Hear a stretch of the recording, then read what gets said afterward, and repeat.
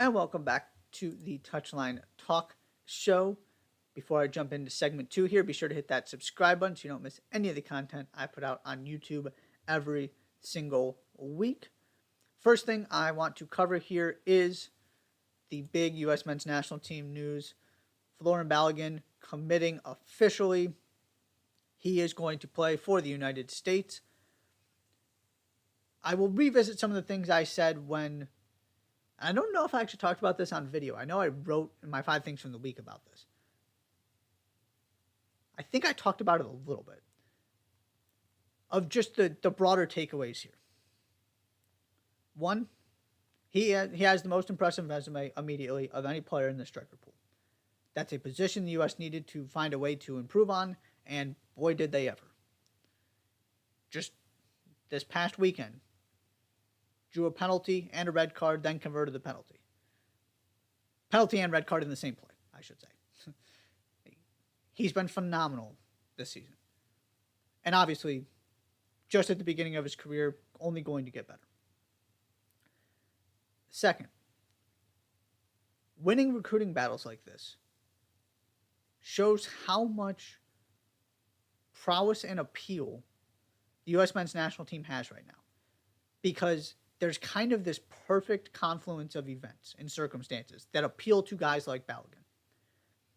You know you have if you're a high-level player, you know you've got an opportunity to get playing time, right? He, for good reason, believes he's going to walk in and be the starting number 9 on this team because he should be.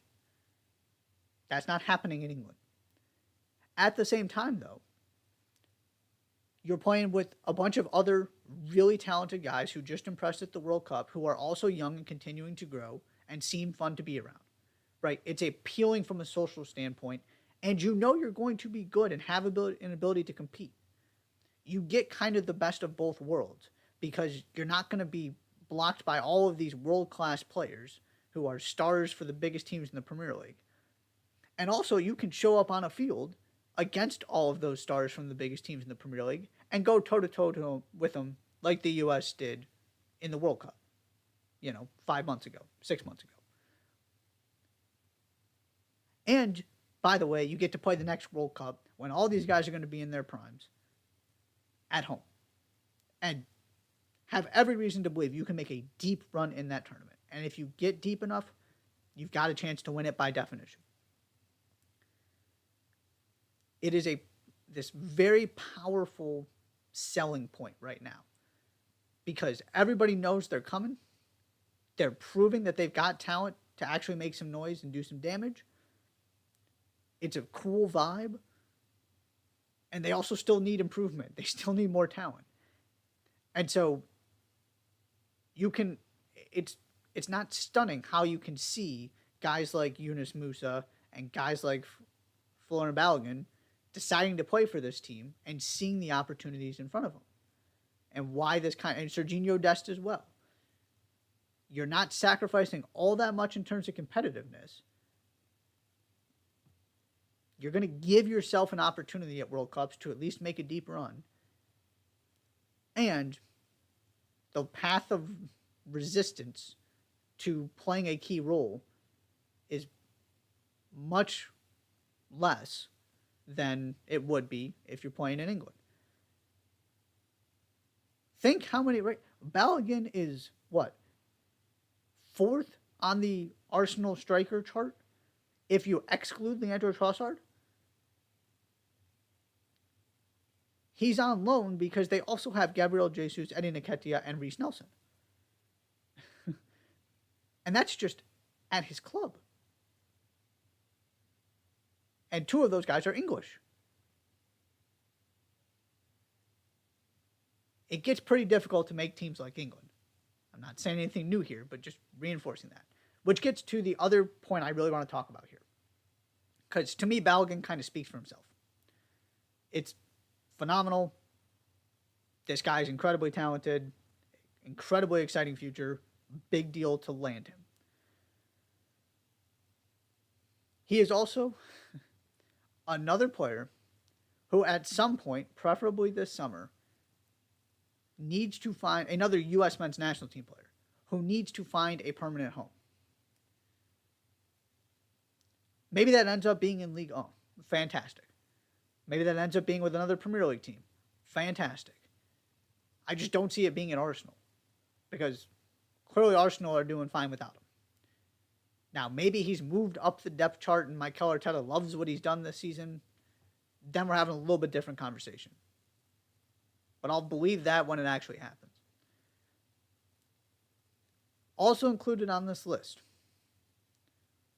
you have 2 goalies returning from loans. One of them, Ethan Horvath, as we're going to talk about in a minute, is about to play for promotion to the Premier League. If Luton Town get promoted to the Premier League, is Ethan Horvath their starting goalkeeper next year? Do they have any interest whatsoever in bringing Ethan Horvath back? I don't know. Maybe the answer is yes, and again, fantastic.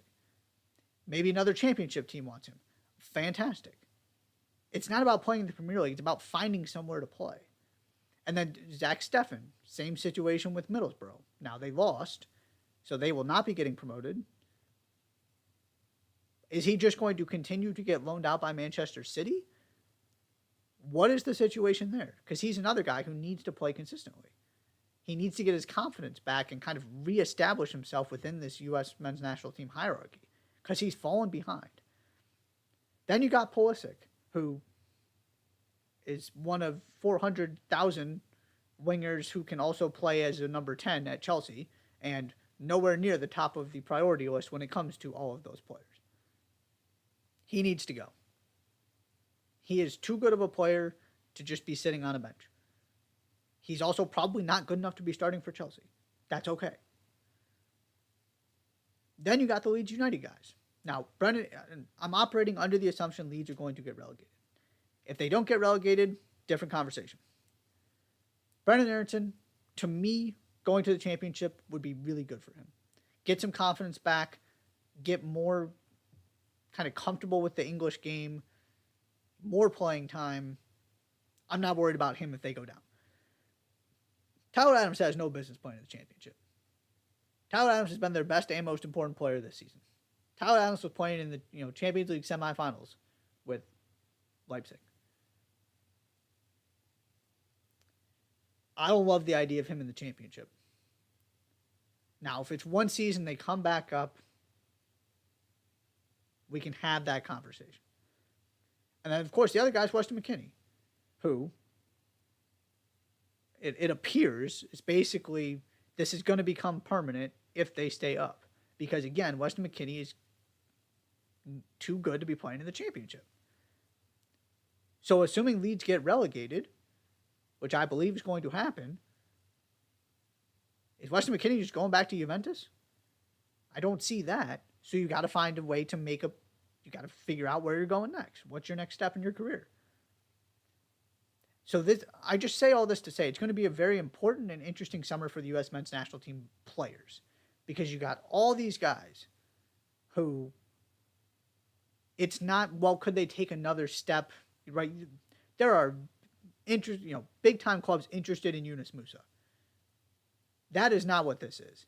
This is these guys need to find a home where they are actually playing consistently because for one reason or another, they are not where they are supposed to be and where they need to be for their careers to continue to develop the way they should.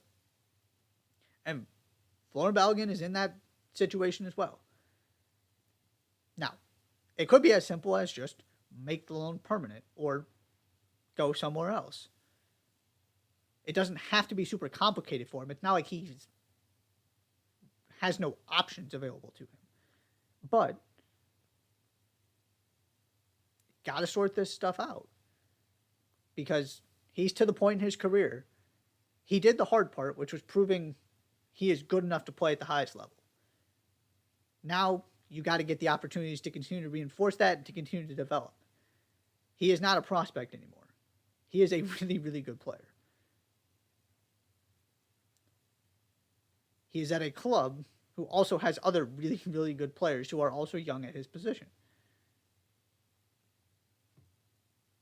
What does that look like? That's just one of the things I was thinking about when this happened is he's another guy with a lot of question marks about what's the next step.